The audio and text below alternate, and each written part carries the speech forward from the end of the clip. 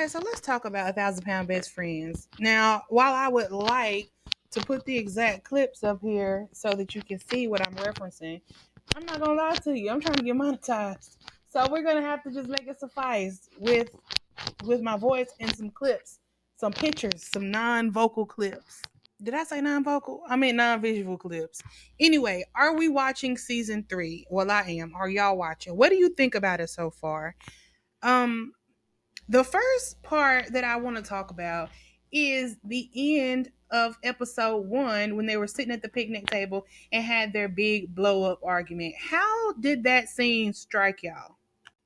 I don't want to take sides, but I honestly believe that Ashley and what's her name did whatever Vanessa said that they did, because as soon as she, first of all, they were way too apprehensive that she was going to even attend the meeting, and then once she went to the support group, their eyes were darting all around the scene.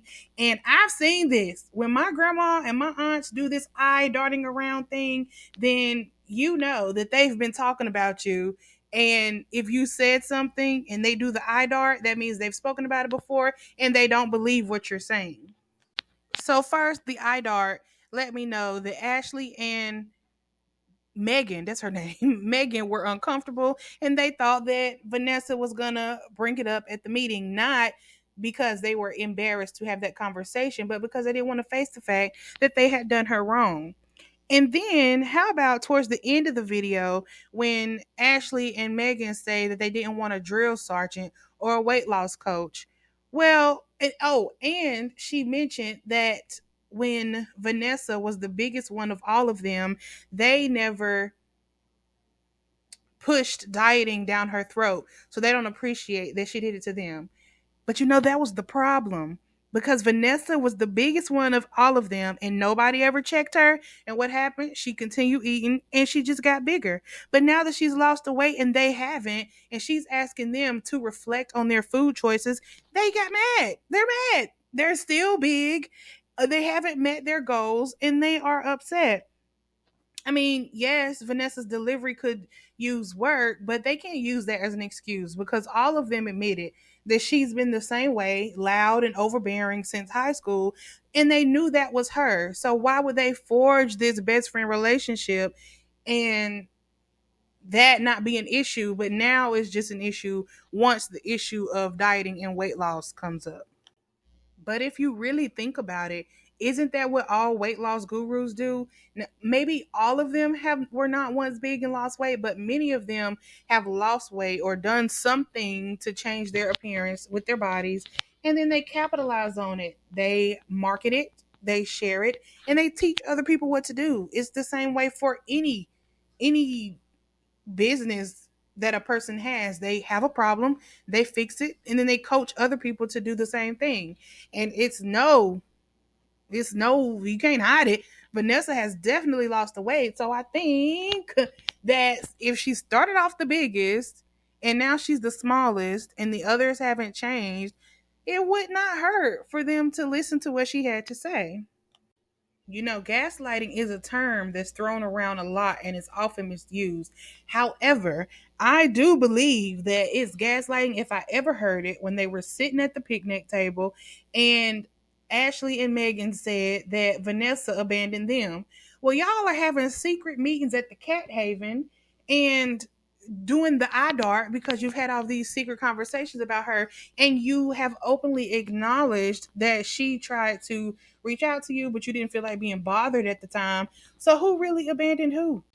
Now getting into episode 2, first of all, where is Tina? I did see a little bit. Wasn't her name was Tina, right? Yes. Where is Tina? Because I did see some rigmarole, some back and forth on Instagram about her not being involved this time. But isn't it weird that they're replacing Tina with another Tina?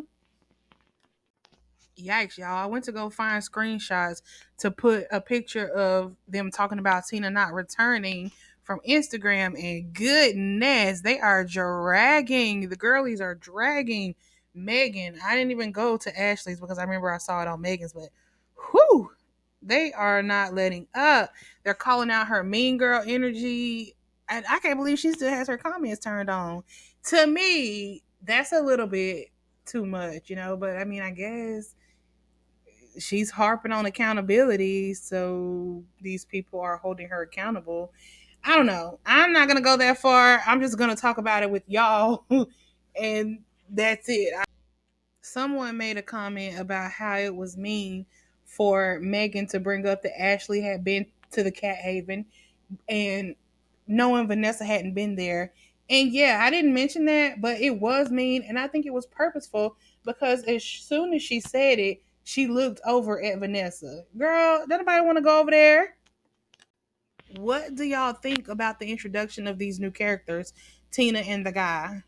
I don't know how I feel about it. I kind of wanted it to just focus on the original friends, but then I think since Ashley and Megan don't want to be bothered with Vanessa, they had to introduce more people to give Megan and Ashley a screen time break. Um, I don't know how I feel about them, but I do know that I don't really like how Megan was looking at the guy while he was eating. She was being very judgy for someone who met this man at a support group for people who have either had weight loss surgery or are going to have weight loss surgery. And she was making all of these faces. If you didn't watch it, please go watch the clip because it was just kind of like, man, she said, I think some people are eating too much. Well, Megan, fill in the blanks. The way Vanessa pretty much begged them to be her friend, and Megan said, well, she took responsibility. I'll give her that. And then said, but it's not enough. Girl, who are you? And Vanessa is just feeding into it.